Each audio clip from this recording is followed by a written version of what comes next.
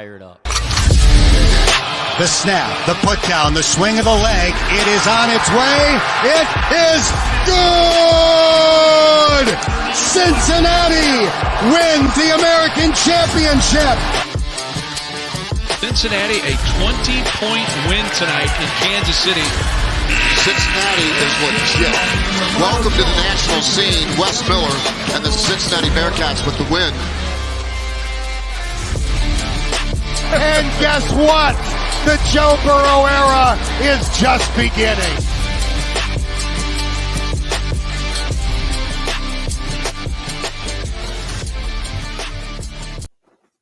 Welcome back. It is another episode of Pardon the Punctuation. This one a little bit different than maybe any other episode we've ever done, as we are trying to evolve as a show. But for those of you watching, as always, I'm Aaron Smith, joined by Jeff Howell and the self-proclaimed best producer in the city, Ed Mayhall. We'll find out tonight. Don't do that. the new PTP, yes, sir. We're going to be doing something a little bit different. We'll get to that in just a few moments. But first, I want to congratulate Jeff Howell on his very first inaugural episode of Bearcat Brunch. I have not yet had a chance to listen to it. Things have been a little crazy here with the baby and traveling and all of that from Fayetteville. But we are here, man. How was the first episode? It was I mean, I'm gonna be honest, like I was pretty nervous. Like, I mean, I've been doing this show for a while, and I didn't think that I would be nervous, but I guess like Dave and I really haven't had like a lot of time together, and it ended up, I think, going very, very well. Reviews on the BCJ boards seem to be good, and people can be ruthless there, so that was good to see. And there's even some Arkansas fans that had some good things to say about it in the comment section, so it was a lot of fun. I'm looking forward to doing more and doing them not after losses. Chad brought it up. There was 1,000 days without a regular season loss. Over 1,000 days. Insane. 1,000 days is a long time. It is. So what we're going to be doing tonight that is a little bit different. We are, pardon the punctuation. We have never really done anything that was anything like Pardon the Interruption. But although I've never really thought of us as Pardon the Interruption. This was a name that Rob gave us. Wasn't it Robert, or was it Greg? One of those two. I don't know, if I'm being honest. But we're going to pay a little homage and see how this works in format for our show. We have given ourselves time limits for the different topics that we're going to speak on tonight. And when those time limits that we have allotted ourselves are up, you're going to hear this sound.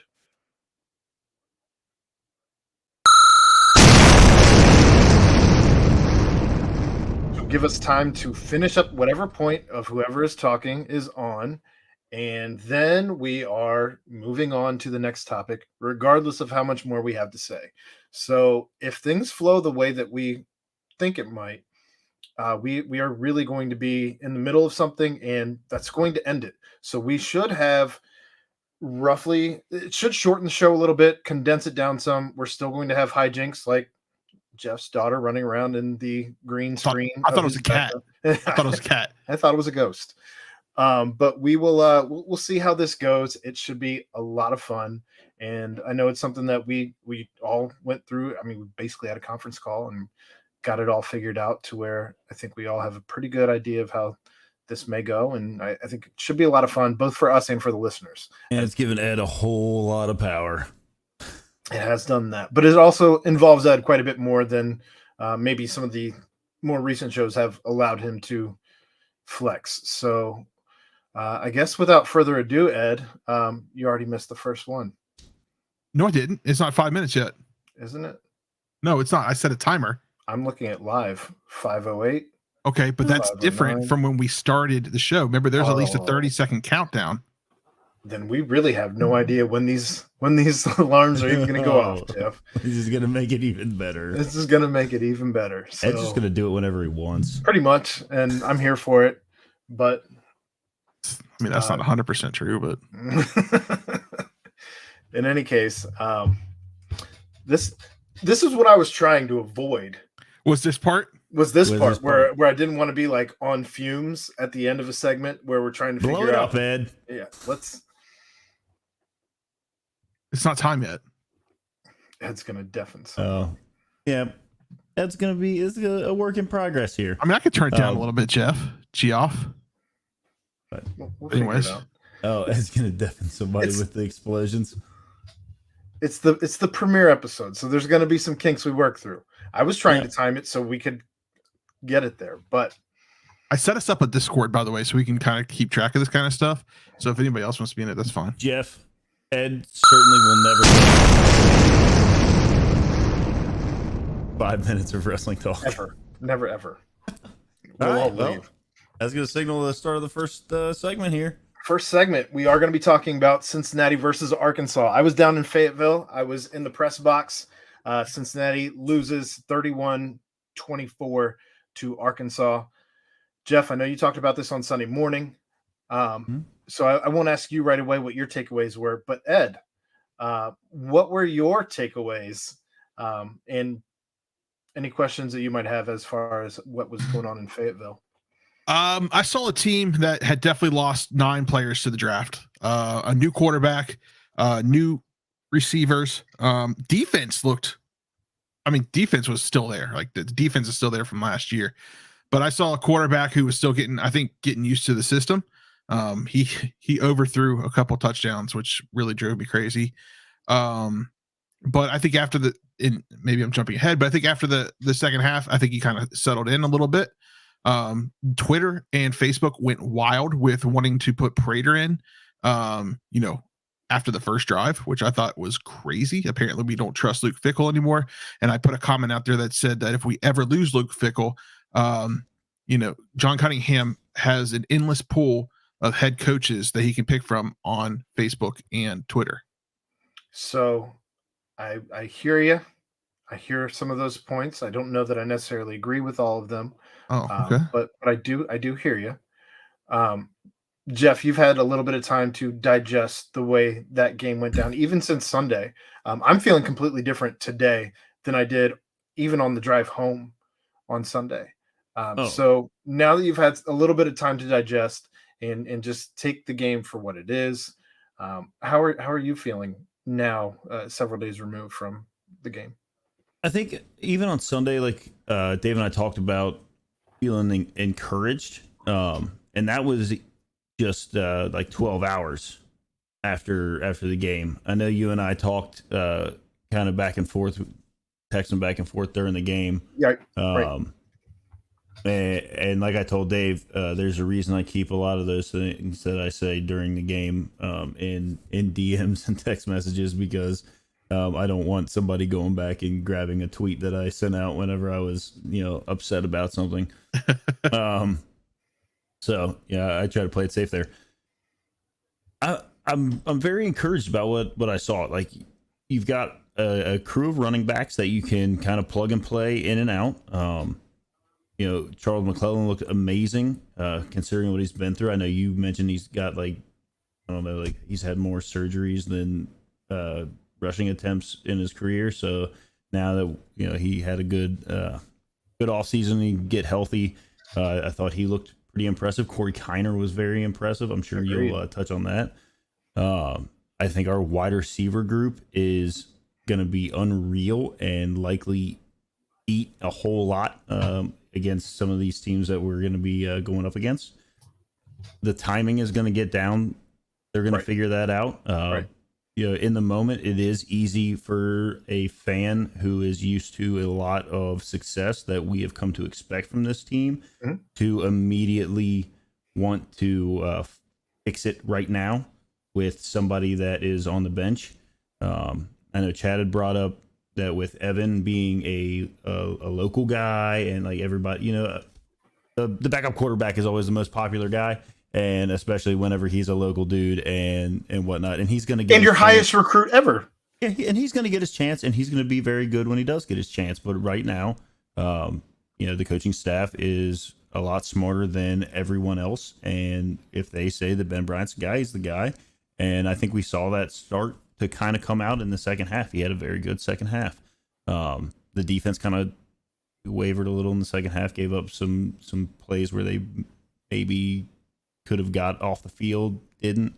Some untimely penalties, things that, maybe some guys that aren't used to playing together, doing some things, whatever.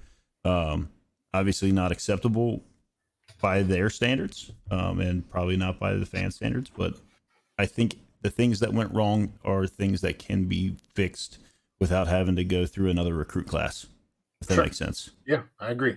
Ed, kind of going back to some of the points that you made, the defense was up and down. The first half, I think we saw a lot of great things from the defense.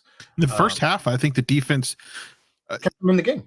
Yeah, they kept them in the game, and the only reason why they scored the touchdown in the first half is for the interception. Correct. But the second half, I don't know that the defense was quite where you want it to be, and I don't know that as of right now, I don't think you can say that there hasn't been a drop-off since last year. You said the defense has still been – it's still from like a kind of a carryover from last year. I think the defense is still strong. I don't know that it's quite up to the mark last year made. That has yet to be seen. We very well do that. It's just a matter of time. Jeff, as far as Corey kind of looked fantastic. And obviously he was a little dinged up in spring. He wasn't even here. He got dinged up when he was at LSU and came back and had to rehab through some things. He looked great. He looked like a guy who could certainly tote the rock at a large volume. And I think he's going to do some great things while he's here. The timing, though, getting that timing down. I mean, Chad kind of brought something up in one of the shows over the course of the last several nights. But when you're throwing to guys who run sub 4.3s in Trey Scott or Tyler Scott and Trey Tucker, and you're overthrowing them, overthrowing is a huge difference than underthrowing. And correct. So that's an easier thing to correct than to try and get more under the ball. I agree. So I know I even put it out on Twitter. I lost count of how many overthrows there were. 7, 8, 9 overthrows. I was certainly frustrated about some of the overthrows, but that's the first time in over 2 years that Ben Bryant's taken a snap for the Cincinnati Bearcats in live game action. And we all know that practice timing is not game timing. So I think you're going to see that. I was surprised they didn't go more tight ends more to the tight ends. Yeah, that was surprising. I wanted to bring that up Sunday and I didn't. It totally slipped my mind, but I guess I was also a little surprised that they didn't go. I know there was a lot of talk about we're not going to go north and south running the ball so much. And I don't know that they ran a single play to the outside on a run at any point in time. I'd have to go back and watch it. On the outside, I don't think so. It was all down the middle, I believe. I mean, they had a lot of swing passes outside. I felt like they threw the ball into the flat a lot. Yeah. Or a wheel route or whatever the case may be. But I don't think they were really doing any design sweeps or anything like that. Right. Yeah. Anything outside. They're definitely we definitely saw a difference in quarterback run. Like Ben had that run that could have been a touchdown if it would have kept going, but as soon as he saw that guy run up on him, he retreated. He's like, nah, F this, and kind of like went down. I think Dez would have tried to run right through that. So, and that's for a touchdown. I'm glad you bring that up, Ed, because one of the points that I brought up on Saturday night after the game, as Chad and I were doing our nightcap, is the fact that I think that we all have gotten so used to watching not good, not great, but an elite level college quarterback play for the Cincinnati Bearcats that we all kind of forgot what it's like to have somebody who I would probably estimate that Ben Bryant might be somewhere between good and great, maybe closer to good than to great at this point in time, but it's a drop off and you're going to see some mistakes made, like the interception where the cornerback just sat on the route and jumped it.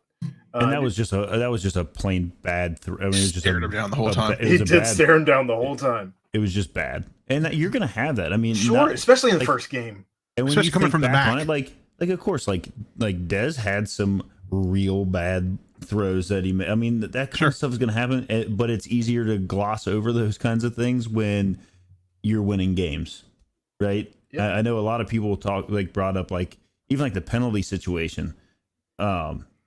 It's a lot easier to be like, oh yeah, there was a couple things here and there that happened, but when the final score of the game has you on the smiling side, you just kind of, it's something that can be worked on, and it doesn't come out as like that was a very large cause of losing the game. I mean, you recover a fumble on the 3-yard line. Man, that drive. Oh. And you don't turn that into a touchdown. That was horrible. With maybe hand the ball to Kine or throw something to one of your tight ends, and it was one of the tight. It was I believe it was Lenny Taylor that jumped on the first play. I think you're right. I was picking up my sauce wings when that happened, and I was just so. But to go from first and third to getting pushed back at close to 25 yards on that drive, and then getting it to 4th and 3. And you're like, oh my God. Was it a legal formation, I think? There was like 7 penalties on that drive. Yeah. A lot of penalties. There was a lot. And when you look at it, so Cincinnati and Arkansas had fairly similar, like within, I think, 5 yards of each other on penalties. Cincinnati's just came at the absolute worst times. I mean, the phantom holding call on Cooper, which that's gonna get called because the ref is calling like intent there, I guess, from where he's at. Like he meant to hold. He was trying to hold. He wanted to hold. He wanted to real bad, and he missed it. Just couldn't even do it right. He whiffed. And Cincinnati had 10 penalties for 65 yards, and Arkansas had 7 penalties for 63 yards. Okay, so they were within 2 yards. Very, very close. Yeah. So it was one of those things where you're like, these just can't happen. We're used to things kind of falling our way in back and forth sides, and they didn't. And when I talked to Aaron, and he sent me it was at halftime, and I said, I feel like Cincinnati controlled that, was the better team that half, and somehow we're losing by 2 touchdowns. And then Aaron sends me all the stats, and they're very clearly not leaning towards Arkansas. Yeah. But the thing I think that got me to feel that way, Arkansas ran 35 plays in the first half. 5 of them were on the Cincinnati side of the field, and they ended up with 14 points. Yep. UC ran 39 plays, 21 of them in Arkansas territory, with 0 points and 2 missed field goals. And you can't miss some of those field goals, and I think that'll be corrected. I mean, we talked to Ryan Royer last night, and he said it was something as simple as just knowing where the he blamed it on the holder. Truthfully, he blamed it on the holder. I heard him say that, yeah. But the one that he missed from was it 48 yards that he banged off the top of the upright? That would have been good from 70. Yeah, that was a good shot. So he does. I mean, and he was a good kicker. I mean, he is a good kicker, but I'm just saying, last year I think he only missed maybe 2 last year. And to go from that left 6 points on the field, didn't it? Yes. To go from Delaware to the SEC, that's the jump. 80,000 fans. That's the jump that he just made. Probably a little bit. A little different. A little different.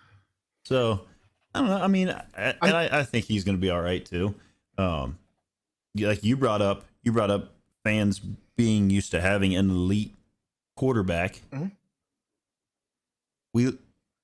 The guys we lost last year, and you look at on the defensive side, you lose the Thorpe Award winner and probably the best Bearcat ever. Thorpe Award winner, 1A and 1B, the best Bearcat ever. We lost the best Bearcat ever in Sauce. Yeah, and so you're not used to seeing the whole field be available for any sort of passing play. You're not used to giving up big plays that way. The 3rd and I want to say it was a 3rd and 9 maybe like towards the end of the game, where KJ Jefferson pulled the ball down and was coming up the middle, and Threats had him in the box. He's Dead to rights. Yeah. Right there. And he misses the tackle.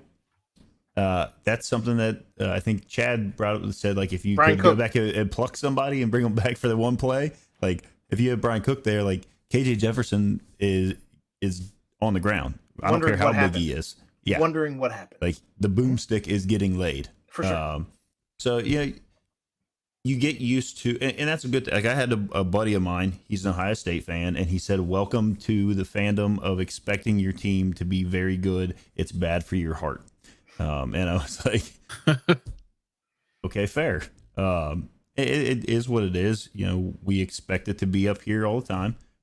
They obviously expect to be up there all the time. They're clearly, it's not one of those things where they're like, oh yeah, that was a good loss. Like you'll never hear that out of Luke Fickell, I don't ever think, and or anyone that plays football for him. It was just good to see them on a stage with a team like that and look like they belonged again. Yeah. Again. Ed, but as we're kind of getting close to the end of this segment, what was your biggest takeaway from this game?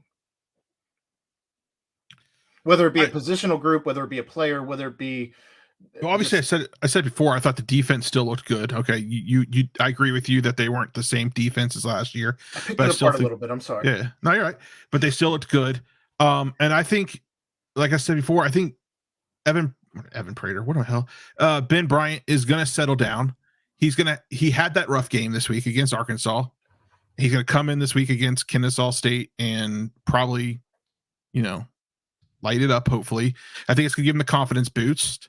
And I think we're going to go, well, I don't want to say it, but I think, there's a chance that we run the table and come back with another conference championship. I mean, I saw I know there's a lot of things that people were worried about, but I also saw a lot of good that makes us believe that we're going to keep on the right track. Remember, Luke Fickell's only lost 3 games in his tenure here at Cincinnati. And I think I still trust him more than That's not Joe. true. That's not true. That's not true.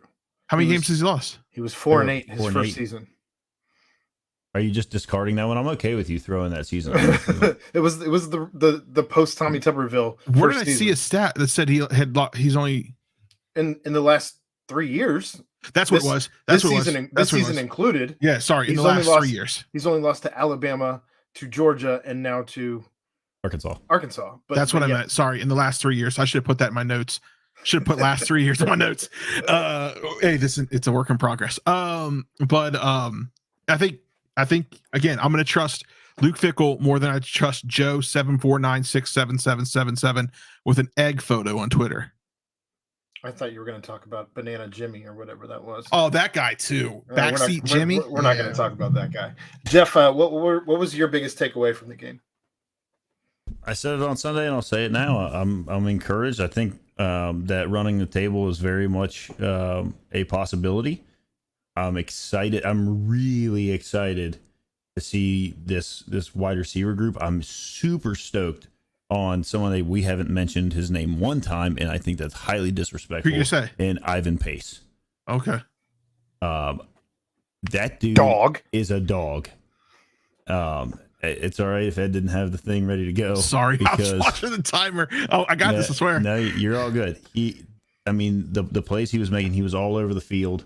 And Deshaun had he probably had an off game, and that's all right. That's going to happen. But Ivan is just like, when he hit KJ Jefferson in the backfield, I don't know how on earth that wasn't a sack fumble, because you could hear it on the TV, and it was just it was just a solid form, just hit blindside. He's got the ball in one. I mean, that speaks to how good KJ Jefferson is. I mean, maybe just how big his hands are compared to the football. Maybe he had the Thursday night football in his hand. I don't know. That dude, he looked like he was getting injured the entire game. Oh, yeah. And he just gets up. Arkansas booed every injury.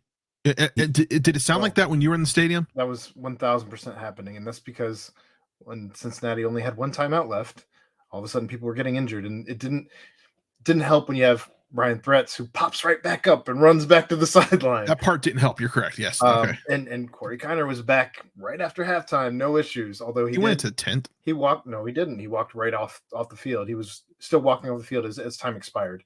And they didn't really even do anything after that injury timeout. So I don't know what was going on with that one. He may have actually been dinged up. But the Brian Threats one, I probably agree with the Arkansas fans as far as being irritated with getting a free timeout, essentially. It's going to be a lot of fun to see these wide receivers and Ben Bryant once they get a little bit of game time together. I think it's going to be even more fun when you see Ivan Pace and Deshaun Pace both playing well, because Deshaun had a terrible game. Yeah, and then there's a lot of other names too, like the defensive line. Like, I mean, okay, so we've already covered the fact that the second half didn't go that great defensively necessarily, but they showed some crazy good flashes in the first half. I mean, like, you just got to be excited to know that this is not a rebuild. It's definitely a reload. Cliche statement: iron sharpens iron. Whatever, I don't care. That's what this is. I mean, Dante Corleone. I mean, you really just go to with Eric Phillips, Noah Potter, like all these dudes. There's just dudes all over the field. Yeah. Daquan Shepard, the sack he had, and then the helmet flying off. Like, that's a totally different thing. I know you asked. We'll get to that. About that. We'll get to that. I have that in the lightning round. So, Tonk. I got to meet Tonk while I was down there. Got to hang out and have. Was he wearing his suit like that? He was not. No, but you better believe that the first night that we went out, he did not have sleeves on, and that should surprise no one. But I Tonk, agree. Go ahead, read what he said. These wide receivers are going to torch every single secondary we face this year. Ben Bryant will adjust to their game speed, and he's going to pass for 3,200 yards plus. 3,200 might be. That might be a lot, but he did already start off the season with what, 325? 325, and he if he hits two of those, he's at like 400. Like, one of them would have been something like a 60. I mean, it was ridiculous. They were so open. Like, I don't think they're going to pass 43 times a game. No, either. Absolutely not. But if they choose to, I think those are going to be there. I don't. Can you name a secondary? Can you name a secondary that is going to like? I mean, they were absolutely cooking an SEC secondary. Yeah. I know, like some of their guys got hurt, whatever, but like they were. That was also a question mark going into the game: was can the secondary handle Cincinnati? So I don't know what that says for their secondary in general. Yeah. As opposed to, I can't imagine SEC. I can't imagine that they're a worse secondary. That's like the worst secondary we're going to face all year. Well, so from my biggest, they did have two guys go out though, right? At least, my biggest takeaway though, we found out before the game that Jake Renfro is going to be missing quite a bit of time. Oh, that's hurt.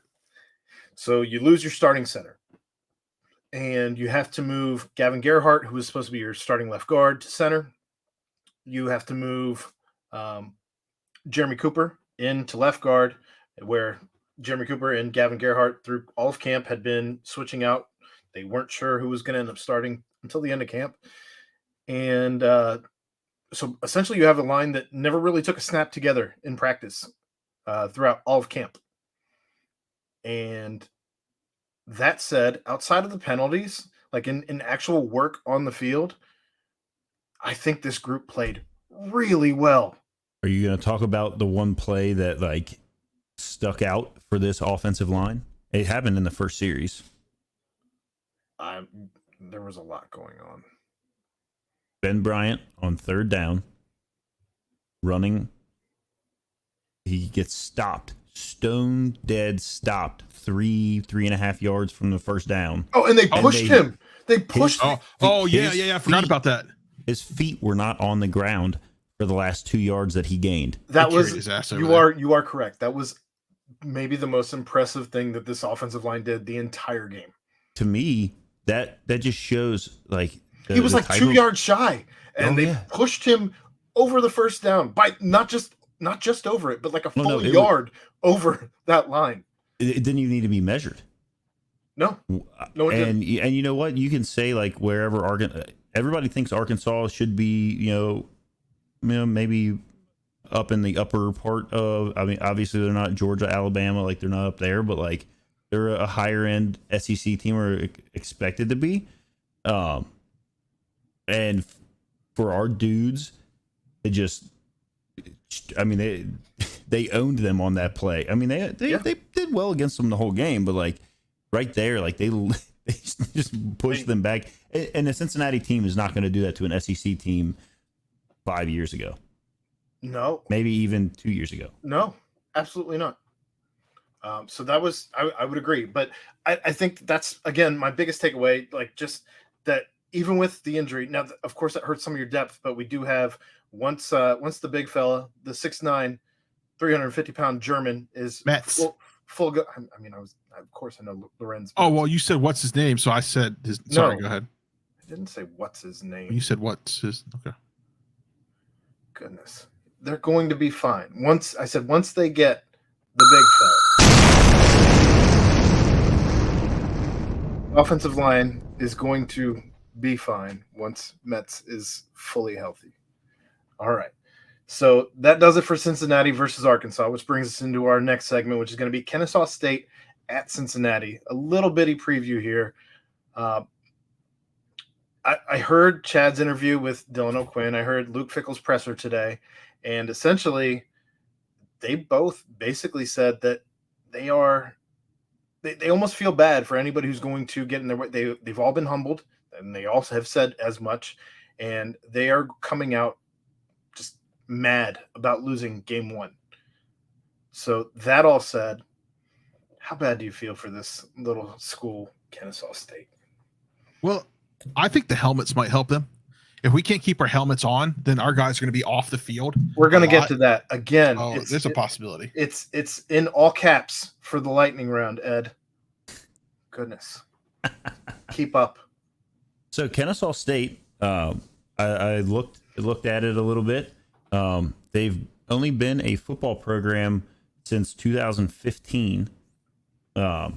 And in the last couple of years, I mean, right now they're in the top 25 of FCS schools.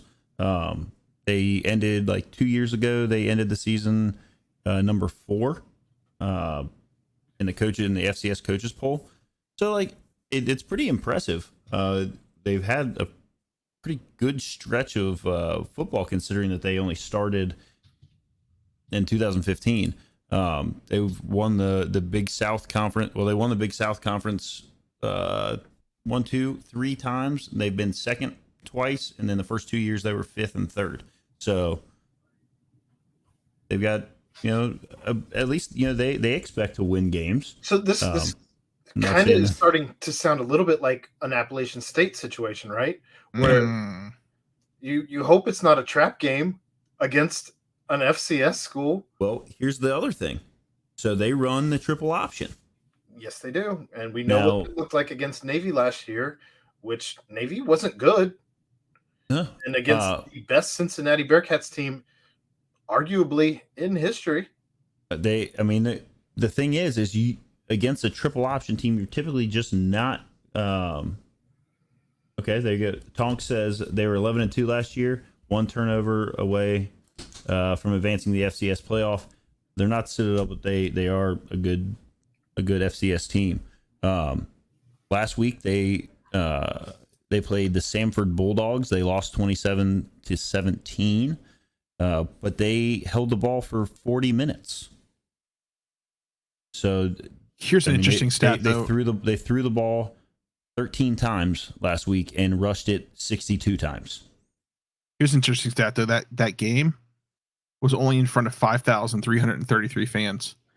How are they going to feel when how are they going to feel when they walk into Nippert and everybody's just for game 1? Oh my goodness. After coming off, Nippert's going to be rocking. There will be more than 5,333 fans on the grid just tailgating. Then, you know what I mean? Like it's going to be for them. Shocking. I mean, you might be close to 5,000 fans in the student section. Between the student section and the band, like, I mean, real talk, like that's a large section of the stadium. Yeah. It does look like maybe I didn't go back and do like the play-by-play thing to see when these were, but they went for it on fourth down 3 times last week. When you're triple optioning, you have nothing to lose. Yeah. Why not? They were 9 for 18 on third downs last week, 5 for 13 on their passing. That's efficient. Their longest pass was 72 yards. Yeah, they had a 72-yard pass and a 38-yard pass. So Who'd they play? Sanford. They lost. Stanford or Sanford. The Just- Bulldogs. Just wanted to make sure. Yeah. They lost, like I said, they lost 27-17, but they held the ball for 40 minutes. So And that's always the danger of playing these Yes. triple option teams is like Sure. you slip up once and they hold the ball and take a whole quarter away, you go away 2/3 of the game and leave you with a very little amount of time. So I think some quick strikes on these long bombs that may come open. I don't know what their secondary looks like. I haven't done any kind of a big in-depth scouting report on Kennesaw. You heard the deep dive I did. I looked into their history a little bit, but I didn't look into necessarily exactly what they've got and who they have, anybody to like look out for or anything like that. Ed, what's one thing that you're looking for in this next game? Like just one thing that you want to see this team is doing maybe a little bit different than what they did in game 1. Confidence building. That's Confidence about building as in broad as you could paint. Thank you. Appreciate that. Confidence building in both the wide receivers and the quarterback. So you want to see small plays that just build that confidence by hitting timing routes? I want to see big plays too. I want to see long bombs. So you just want them to connect on every single pass to build that confidence? Absolutely. I can't believe you. Every single pass, they better connect. And if they don't, put Prater in. I hate you in so many ways right now. You don't hate that. I hate that. Jeff, what's something realistic that you want to see improved upon? That's realistic. Absolutely realistic. What's something realistic I mean, that you want to see happen this week? It is kind of boring. I don't want to see any kicking happen because I'm hopeful that we have some good red zone things. I want the penalties have to get cleaned up. I know you said not to bring that up, but that kind of stuff has to get cleaned up. There needs to be some good gelling. Like I was very impressed with the play calling. I never said not to bring up the penalties. I just meant not to bring up the helmet stuff. The helmets, because we have a whole minute dedicated to helmets later on. You've got that. That's you. That's your bread and butter. Equipment management. So it's just one of those things. Like you want to see the team come out and show that, like, okay, like yes, we lost last week, and in a game that. And I hate saying it, and I hate hearing people say like, we beat ourselves. But they had some things that Dylan O'Quinn said the same thing in his interview. Were self-inflicted. I hate that though. Like I don't like to say because they had some self-inflicted things. Arkansas was a good team. Like they capitalized where they needed to. We need to capitalize on turnovers. We need to capitalize on opportunities given. Like first and third or first and 3 from the right. First and goal from the 3 needs to be capitalized on. So I just want to see, like, when they get opportunities, they need to be able to capitalize on them. And also some of these runs and things to the outside that kind of got us on defense a little bit. I'm looking to see, we heard a lot in the offseason about Gino and how this offense was going to be different.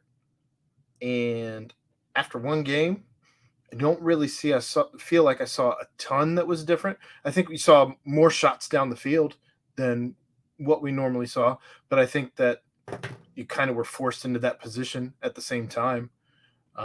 So I kind of piggybacking off of what you said.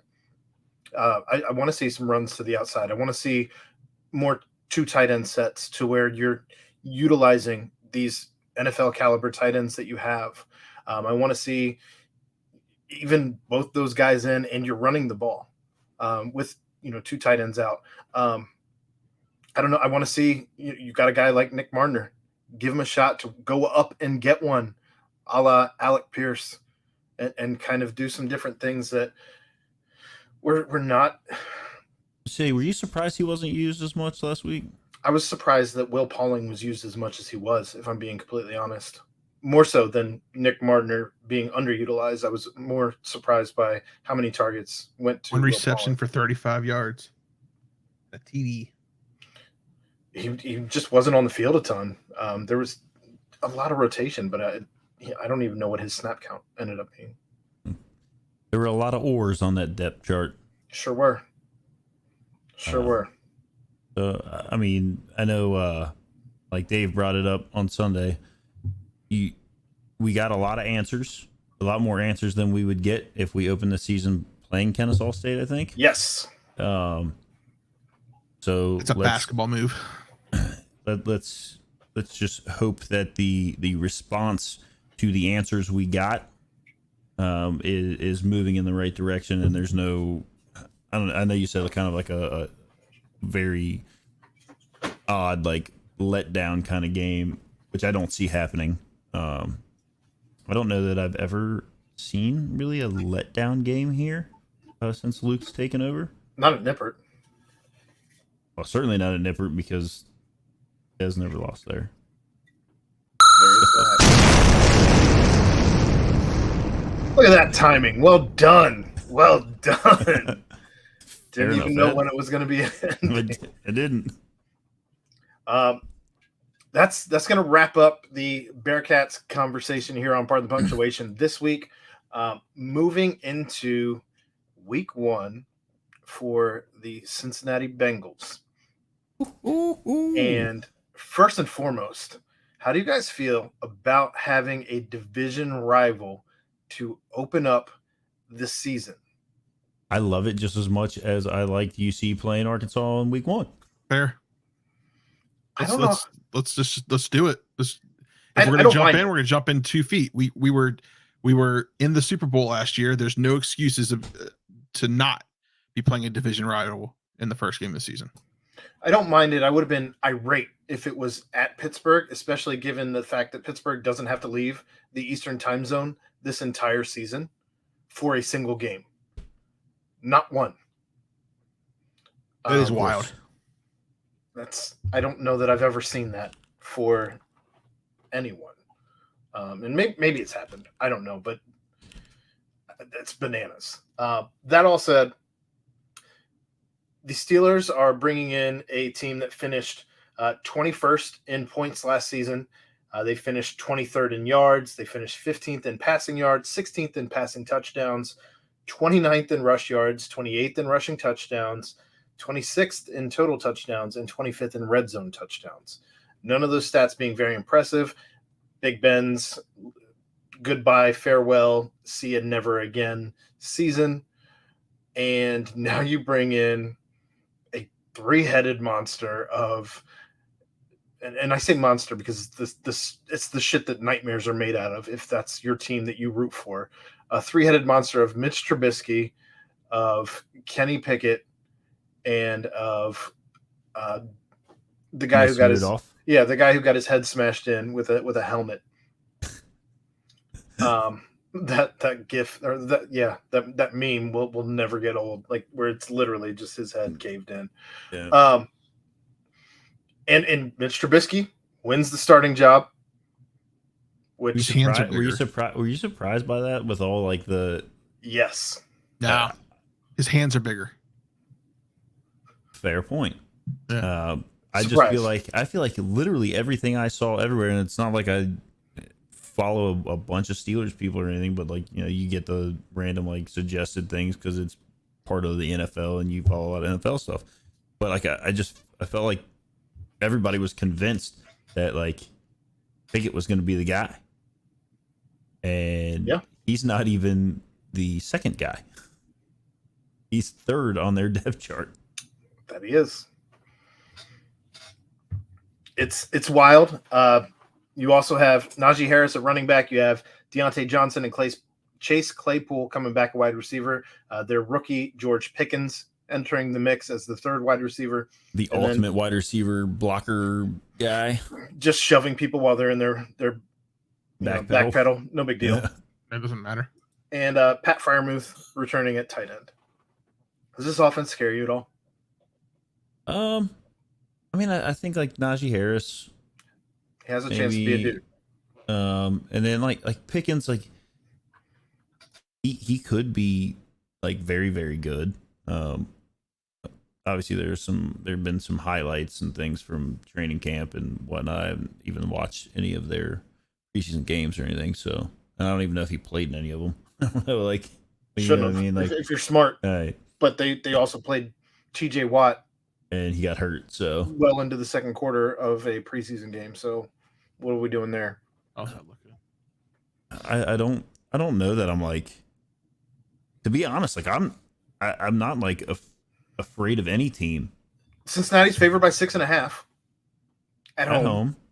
Division opponent, like you always like division opponents. Obviously, like I think you can pretty safely throw out lines and Sure. this team's right. And, like, and Mike Tomlin's a hell of a coach. I don't think that's deniable at this point. But what's his name? Oh, what's his name came out a few years ago and beat the Steelers at the end of the season and got tackled and smiling. Brandon Allen, right? Brandon Allen on the bottom of it. I mean, that's still my favorite meme of all times. He's like, just holding the ball on the bottom. So no, I'm not. I don't think I'm afraid of this offense really that much. I think we've got some dudes on defense that are gonna be just fine. However, what I am most excited about is seeing all of our starters who played no downs during the preseason come out and play. I mean, obviously, like a lot of guys coming out of camp saying like, "Oh, like Burrow looks like he's at like 120%." Like, yeah, I want to see how things kind of like come into the second year for some of these guys, like Jamar Chase. I don't think there'll be a sophomore slump. Could there? No, maybe. I don't think there could be either. That said, I will not be surprised if T. Higgins has more yards than Jamar Chase, has more receptions than Jamar Chase, or has more touchdowns than Jamar Chase. Same could be said for Tyler Boyd. It will not surprise me if Chase gets the double coverages and opens things up for either one of those other two guys. They haven't. I can't even think about, and I know that it gets tweeted out all the time, and for some reason they always like leave off the Bengals wide receiver room when they're talking about the best wide receiver. Like they think it blows my mind that like even the national media and what like they think that the wide receiver room starts and ends with Jamar Chase. Sure, like let them. He is very good. T. Higgins is also very good. Tyler Boyd had one drop, and it was like obviously it was a very like pivotal drop. Sure. But, like, over the middle, and he's dropping one ball all year. Like, get out of here. Just because the national media is painting that picture that the Bengals don't have a top receiver room doesn't mean that other teams believe that. Oh, I think certainly not divisional rivals. I think other teams would be stupid. I mean, they're going to get the respect. Do you think that the Ravens think that the Bengals don't have a top the Ravens wide are looking receiver? around. No, the Ravens are looking around their room like, how did we get here? What did we do wrong? And everybody's like, it seems like everybody's like saying like the Ravens are just gonna like walk away with this division. And it's like, what? On the legs of Lamar Jackson, the best running back in the league. Definitely everybody on Ravens Twitter Spaces thinks that for sure. I don't ever get into those. I don't you really go into there? I don't click Twitter Spaces. You go into Twitter Spaces? Sometimes, yeah. Especially if I see Bengalorians in there. Huh? I'll hop in there. Huh? Is that a new sound effect that we have? Huh? I mean, we can cut it. You might want to clip that one. Just write that down. 50 minutes. Go back and listen to your huh? Clip. But yeah, I don't think at that 50 you would have me searching for days. You go back a little ways. Jesus. But yeah, I think that we've upgraded at tight end. You've upgraded your offensive line completely. There's no one left. There's Jonah Williams. That's it. How awesome is it that Volson like literally just came in and was like, "No, this is going to be my spot. Thanks." That's what you want from a absolutely mid-rounder offensive lineman. Yep. Like the dude just showed up. He did work. Like come get some. Show Jackson Carman that this is your spot and this is what it takes to be a starter in the league, bruh. Yeah. I mean, that's essentially what he did. Yeah. He had some very good preseason games. Obviously, like he got to play. Like we didn't see any of the other guys. I don't know. I went back and forth on it. I've gone back and forth on it every year about do I want to see, the starters get some like reps in the preseason games, but then it always does seem like a starter ends up with some awful injury in Spot put that into the universe in like a meaningless spot in the preseason. Yeah, I don't know. I mean, it's going to be super interesting to see what happens just as it is the first game, as it is there's a lot of guys coming back. There's a lot of new guys. There's a lot of guys that we got to know last year. There's a lot of moving parts, essentially. How excited are you for Joe Mixon to run behind a line that can move people out of the way effectively? I don't know that we have ever seen a team that is more capable of blocking for Joe Mixon. Like this team is going to be so good at blocking that he's going to be able to gritty his way into the end zone.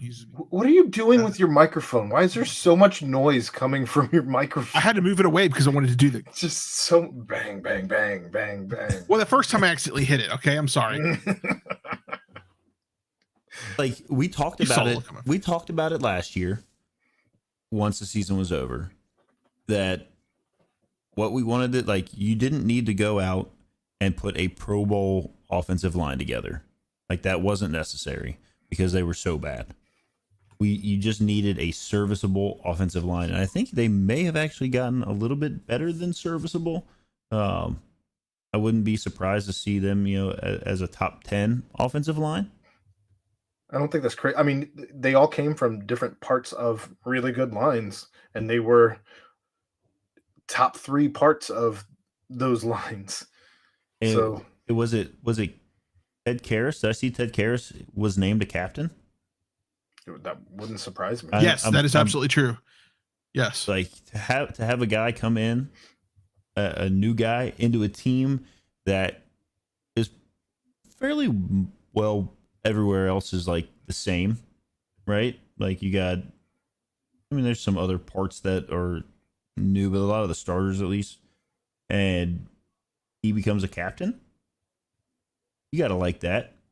A lot of leadership coming from there, and when you got leadership on the line, and I'm just excited. I don't want to see Joe Burrow on his back every other play, and or having to scramble for his life and make some insane throws while he's jumping out of bounds. And no, you want to see him comfortable and step into a throw. Not while we know he has the acrobatics to be able to pull a rabbit out of a hat, essentially, in some different places.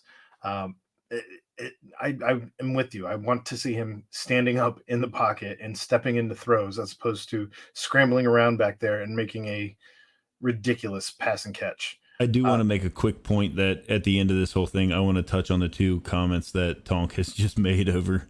I have it in the notes. Okay. We can get to that. Also, I don't want him to think we're ignoring him over there. Ed did pull up the captains. Joe Burrow. Is that Mike Thomas? Is that the safety Mike Thomas? Great question. Or is that, I don't imagine it's the receiver Mike Thomas who got cut and then brought back. Yeah. But no, that guy doesn't have a neck. That's not a receiver. Yeah, didn't. And that guy's on the line somewhere. Joe Mixon, Ted Karras, DJ Reader, Le'Veon Bell, and Sam Hubbard. Any surprises there for you? Did you just say Le'Veon Bell? He did say Le'Veon Bell. I was like, that's not Le'Veon Bell. It is not Le'Veon Bell. My goodness, Freudian slip. Von Bell. It is. So that's a pretty good list of captains right there. Oh, special teams captain. Thanks, Jason. Excellent. Jason with the win. Ed, I'm gonna go to you real quick. You said it. Yes, sir. How can I help you? What is your prediction for the regular season record for the Bengals? Ooh. Remember, 17 games, not 16. Thank you for that. You totally would have gone 16, wouldn't you? Yeah, probably.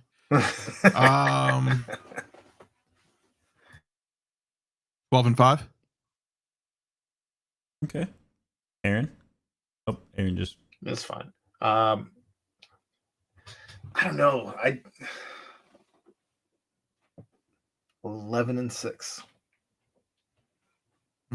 Really close. I said 11. Dave asked me on Sundays, and I said 11-6, and I think that's they have a very tough schedule. Just first place teams. That's what happens. By nature of where they ended the season there, just happens. So, there's going to be some. Obviously, you're going to have some games that are off. I don't think that they're going to. There's people out there saying the schedule, Ed. People out there say I haven't gone game by game yet.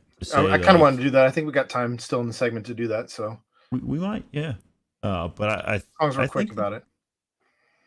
If Ed can ever find the schedule, I'm pulling it up, guys. Calm down a second, would you? Jesus. I do think that they win the AFC North. I don't think that. I mean, obviously, division games. Yeah, we talked about that a minute ago, but I think they win the AFC North.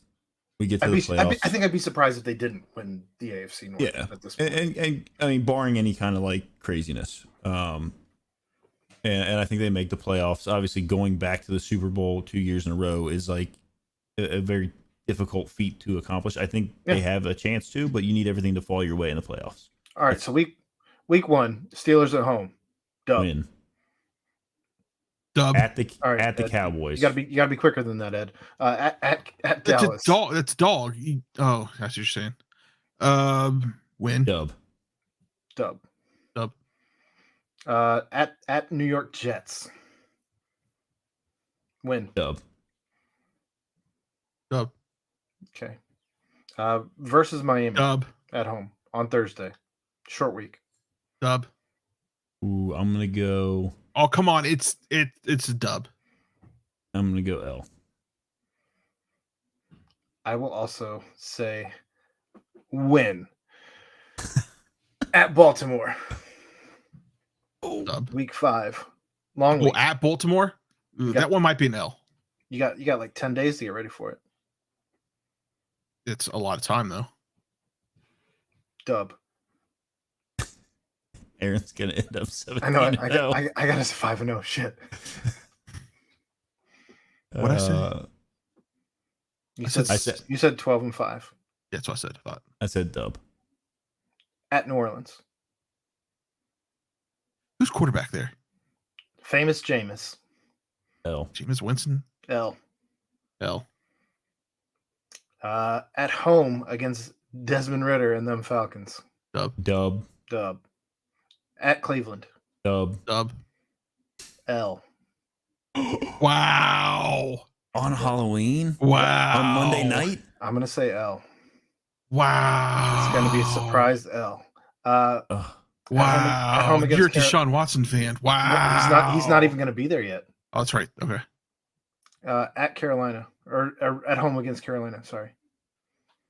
Mm-hmm. I would rather see this one after week 1. I'd rather make a prediction on this one after week 1. Okay, well, dub. But I can't, so dub. Bye week. Ooh, L. At Pittsburgh. Week 11. Dub. I don't have any faith in their quarterbacks. I'll give it a dub. All right, L. Sorry. I say L. What am I at? 4? I'm at 4, right? That's 3 for me. I don't I know don't what think you're I'm at. at 4. I'm keeping track of mine. I was holding up fingers, but then I couldn't remember if one was up or not. At Tennessee, That's an L. Yeah, it's an L too. dub. At home against KC, Oh no, that's That's probably an L. an L. There's my 5. dub. At home against Cleveland, Dub. and Deshaun Watson on that one, dub. At Tampa Bay, Actually, I'm taking my Tennessee one back and saying this one's an L. This one's an L. I'm gonna say L. I'm gonna also say L. At New England, Dub. Dub. I think this is old cutoffs last year. this is the final L I have of the season. Versus Buffalo, dub. L. And that takes all of my L's. So we all have dub then for Baltimore again. Yep. I had them losing in the first one though. Probably should have kept track of this. Well, we can always go back and look at it. You can. What was this at 56 mark? 56 mark. That's the beauty of recording, Ed. We can re-listen and write that down. So does Joe Burrow go off for like, I don't know, 450, 500 yards this week against the Steelers? No, not with No. Minka Fitzpatrick back there. Ooh. I mean, I think it's still okay to have 350. And Joe Mixon eats Okay. 170 yards. All right, because I guess they are probably missing. TJ Watt's dinged up. Yeah. Is he going to play? I don't Do know we the know? answer to that. I hope not. Did you call Tomlin? Can you 100, do that? 100 Should we call Tomlin? Should we tweet him? 170 yards. Wow. That's a lot. 170? I'm just, Do you think he rushes for 170? I'm throwing crazy stuff out there. Who cares?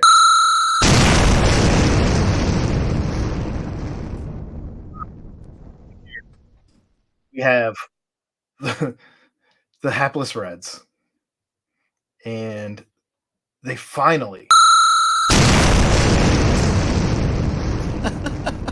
You can't blow up the Reds just yet. That was funny, though. That Oh, was that's my bad. That's my bad. All right. got a little trigger happy there. I'm so proud of you. That was like the funniest thing you've done the entire episode. That was good. The hapless Reds, there isn't a ton to talk about, but they finally pulled the trigger on bringing up a guy who has done everything that you need to do to get called up.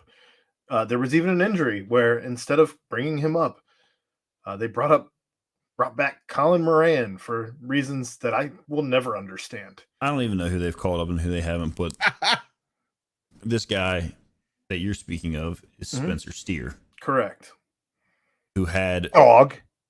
absolute dog, God, Ed. who had a debut that was Dog. eerily similar to a Jay Bruce debut. He went 2 for 2, which when you first hear that, you think, oh, he didn't start. No, he did. He had 4 at-bats, 2 for 2. First major league hit, a home run called by Joey Votto. One Joey Votto. Like, I, you could probably just retire now and be like, said the same thing. That didn't Might as well that didn't retire. happen when Jay Bruce had his first game. Come on, Jeff. right. Okay. Thanks. Home run for his first major league hit, called by Joey Votto. Pretty cool. A double, 2 walks for an OPS of 4,000, 4,000. which is, in fact, the highest OPS by any player in his MLB debut in the modern era with a minimum of 3 plate appearances. Well done, sir. Well done.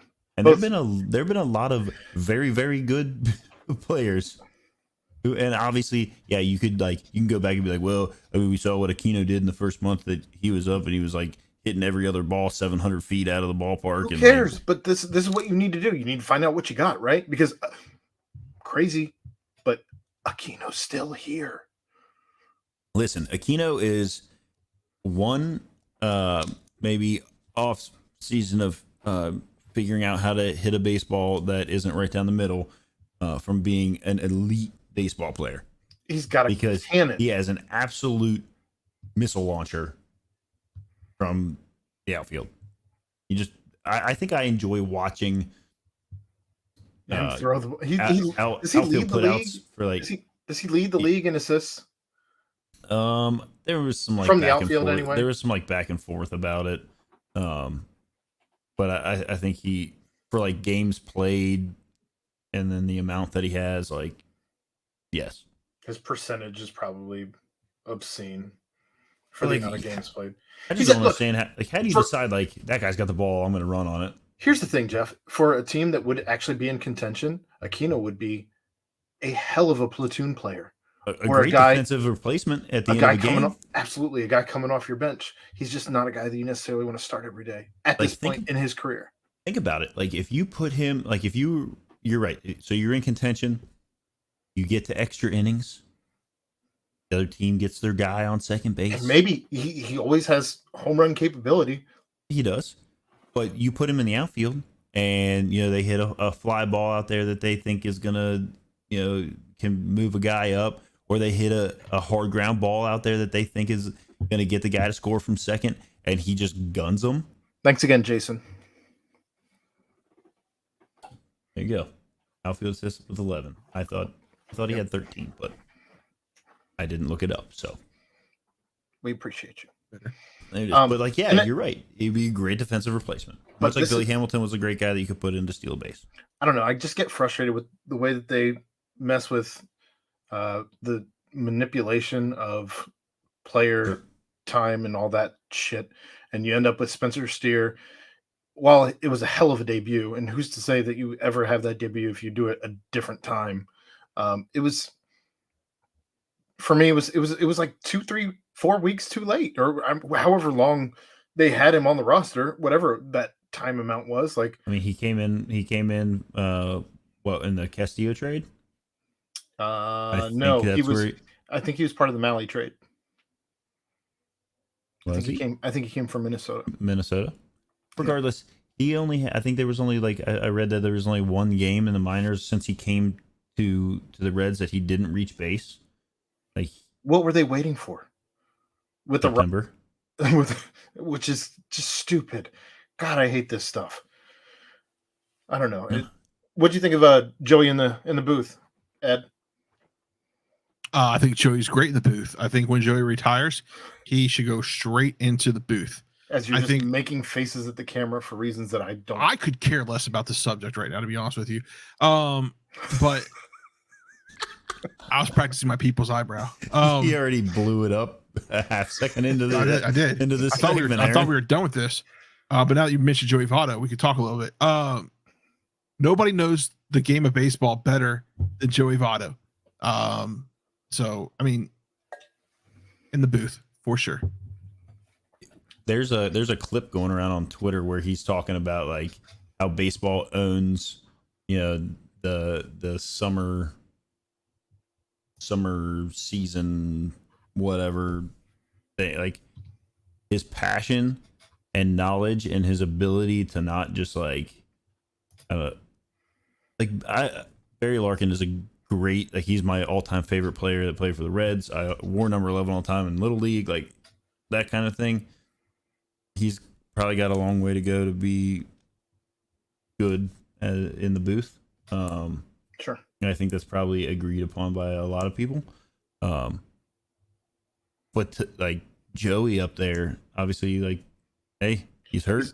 He's already polished. Slided somewhere. Maybe you get a few more people to watch the game because Joey's up in the booth talking. I had cable service in there too. Had I had a cable service that allowed me to watch the Reds, I would have watched that game. Well, that makes one of us. Yeah, I had no intention. I watched the highlights of his like calls and things. That's a good point. I probably would have just watched the highlights on Twitter. I wasn't gonna waste a few hours watching the Reds right now. No. Is there anybody that you're excited to see with September call-ups and all of that? Like, Aaron, if I'm honest, I don't even know anybody else that they've brought up.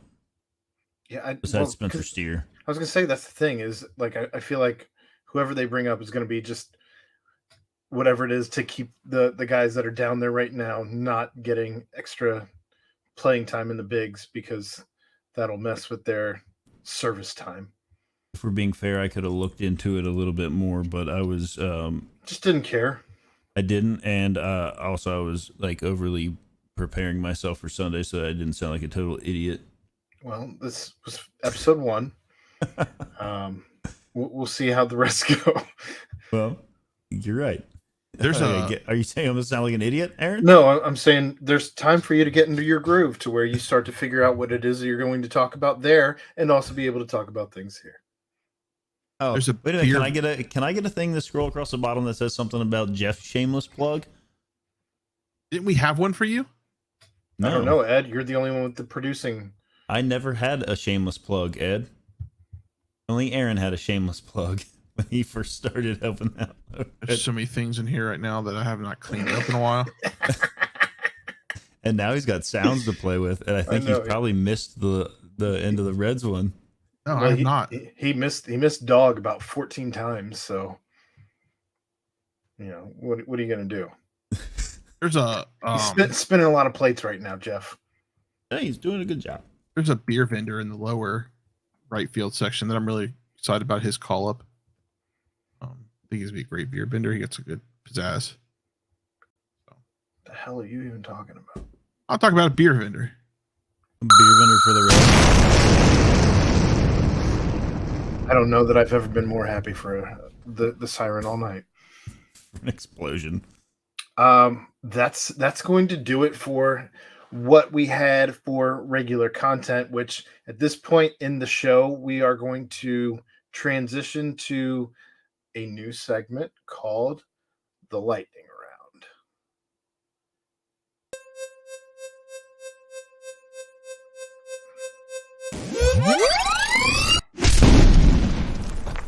And it's like a game show. That'll be the sound that points out that the lightning round has started. The lightning round is going to be where we have different points that we've thrown into our shared doc that we all are going to talk about for 1 minute. Maybe a minute if Ed gets tired of it and blows you up early. I guess he's got full control. So who the hell knows how this is going to go? But Jeff, looks like you're on deck first. All right. Aaron brought up a couple times that he wasn't sure where like the Woo Pig Suey came from for Arkansas. And so I was also a little bit interested in that. And so I looked it up, and apparently it stems back to 1909 and Arkansas head coach Hugo Bezdek. They had just beaten LSU, and at the time they were the Arkansas Cardinals. And after the game, he said that that his players were like a wild band of Razorback hogs. So then the student body liked it so much that they voted to have the Razorback become their new mascot. And then I guess some farmers showed up at a game and were doing their pig call, and fair enough. That's the end of it. Helmets. I did get a chance during the post-game presser in Fayetteville to ask Luke Fickell about the helmets, at which point I'm really not sure what he even said until I went back and rewatched the video, because I felt like he was looking into my soul when he looked at me. And that was mildly terrifying because we were in a broom closet in Fayetteville where there was like 15 of us in a, 8x10 room. I have no idea how we all fit. But yeah, I think that you're going to see some things change with that. I cannot imagine a game again where you see about 15 helmets pop off, as that was certainly something that even Luke addressed, the fact that they were. It looks like Gary Clark is going to be playing for Team USA.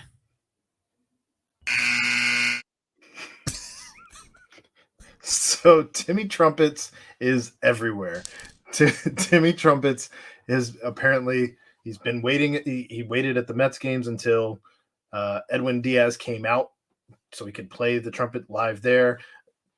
They were playing the trumpets for that song at the Ohio State game. We already know from Brady Collins that the players want it for the kickoffs for the Bearcats game.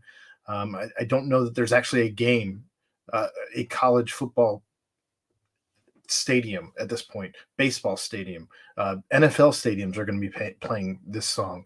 It's everywhere. I actually hope people change their minds on it soon, because I don't want every stadium playing this song and this one song to try and get people hyped. FC Cincinnati finally pulled off a win against Charlotte. Mid. Then, no, we're not doing that. And then Acosta, in extra time, got a yellow card, and now he's out for a game. Double mid. Tonk brought up a couple good points. One, he was speaking about never playing Navy again in the triple option, because all they do is chop block all game and injure our starters, and you always have a rough week of practice after those games, which I love. The fact that we're never going to play Navy again.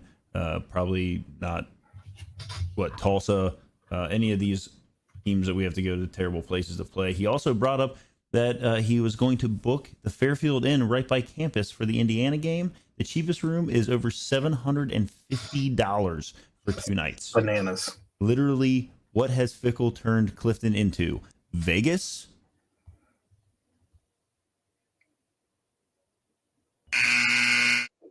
Little late on the buzzer, Ed. Who's got this LSU story? This is gonna suck, because I thought he was gonna give me more time to pull this up, but we got some time here. So give me just 1 second here. I know this is riveting. This just came out, at least that I just saw.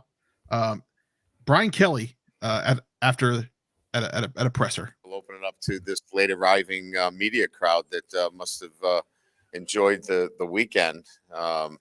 That's usually $10 that we put in the kitty. We'll have a big bash at the end of the year at my place. I don't think it has anything to do with. We'll open it up to this late arriving media crowd. I can't get it go away. Who was that? Who was the? Let's credit the guy for those on the audio platform. Grayson Weir. All right. If you didn't hear the reporter, she said, if you start winning, we'll show up on time. Huh. That's a way to lose your credentials and access to the team.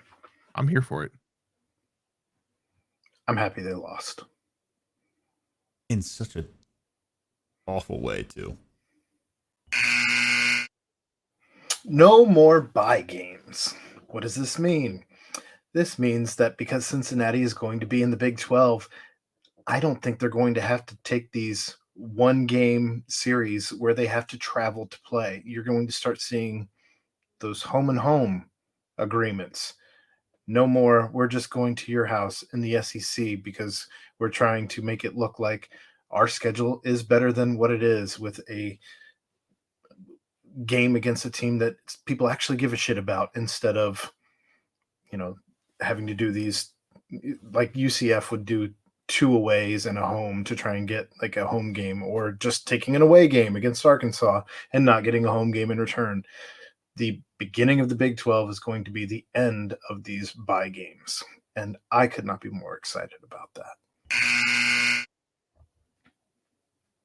That's the lightning round. Because you're training like a damn bum, you know that? Bum. A bum. You are a bum. You're a bum. And that's all you'll ever be. A bum. Well, that hurts, man. My bum of the week.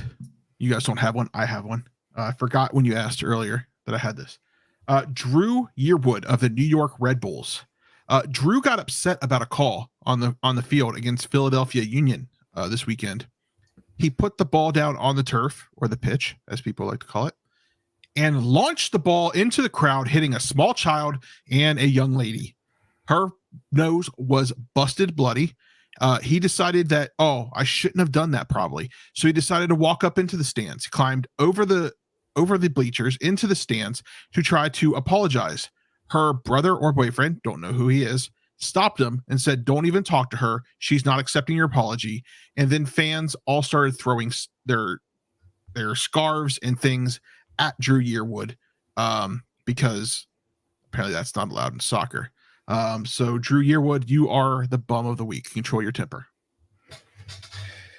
I did see a guy try to do a Zach Campbell impression and totally just snagged a ball after a player threw a ball from the field to some kids and just had a glove and just, that's mine, and then walked away as this crowd of kids did not get a ball, but a grown-ass man did. Wild. I don't know what game that was at. It wasn't the Reds, but I just saw that scrolling earlier today. I forgot about that. That's the bum of the week. Ed, do you have your minute? Do you have your wrestling minute, Ed? I do. Do you guys have the timer on this one? Aaron's always got the timer for your wrestling minute, and he will tell you when to start. And just because you have all the control doesn't mean you get to go over, Ed. Okay, well, you guys gotta let me know when a minute's up. That breaks the premise of the show. All right. If you're ready, Ed, your time starts now. Okay, so about a year ago, I came on the show and said that I am not an MJF fan. He made fun of Cincinnati. He called us mid. He made fun of our chili. He called it mid. He made fun of the Bengals. He called him mid. He made fun of Brian Pillman, who he also called mid. I am here. I should have called the soccer team mid. You know what? This is my minute. I am here to retract that statement. I am now an MJF fan. And this weekend, after the Joker won the poker match, it was determined that the Joker was actually MJF. MJF has returned to AEW, and I, for one, am here for it. We can now kick CM Punk out. He can go on the streets. He can go back to WWF if he wants to, or WWE. Sorry. I know you're about to say it, Jeff, but I am now an MJF fan, and I will not take any slander against MJF ever on this show, and on Twitter, or ever again.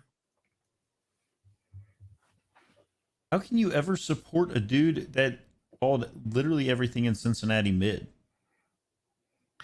Because I know he didn't retract those statements. Well, I know he didn't mean it. I know he was just doing it because he has to be the bad guy. And I feel like MJF is not at the extent that Stone Cold Steve Austin was, because we all know Stone Cold Steve Austin was the #1 F your boss wrestler of all time. But I feel like MJF is now reaching that point where he told Tony Khan, you know what? Screw you. I'm not wrestling until you give me a new contract. And he sat out for 3-4 months without wrestling to get a contract. And so now he's the new, I foresee into the future a dispute between him and Khan. That's what foresee means. Maybe a stunner, maybe, or something. Huh. All right. That all just reminds me of that awful GIF that went around by Arkansas fans talking about like the skyline. Jason wants to know. This is Ed's wrestling minute. Who are these people? This is my wrestling minute, Jason. We never know what he's doing up there. Never know.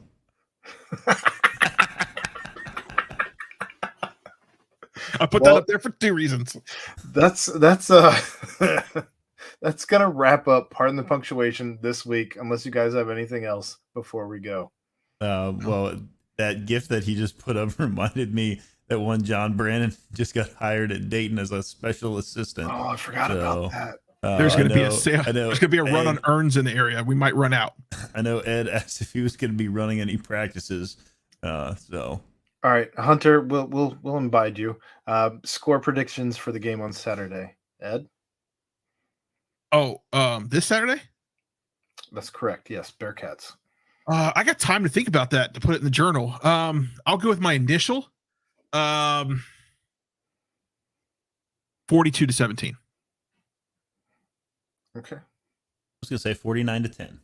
UC. Okay. I'm gonna go. I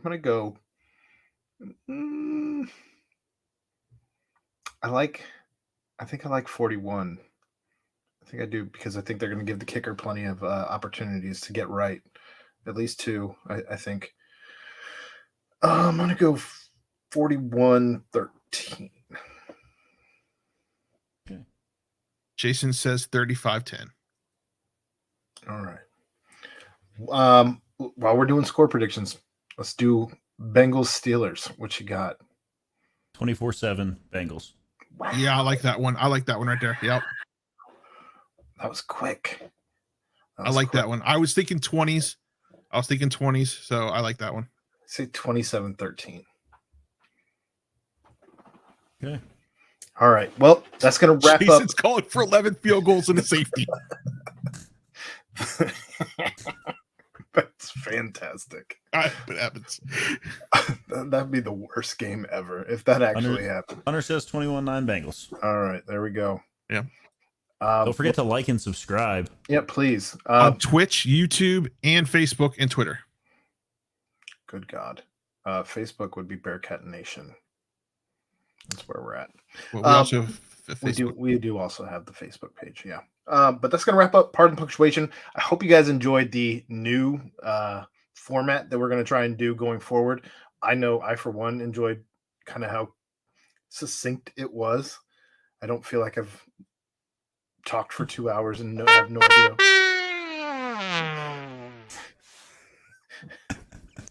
I don't feel like I have no idea what happened over the course of the last 2 hours.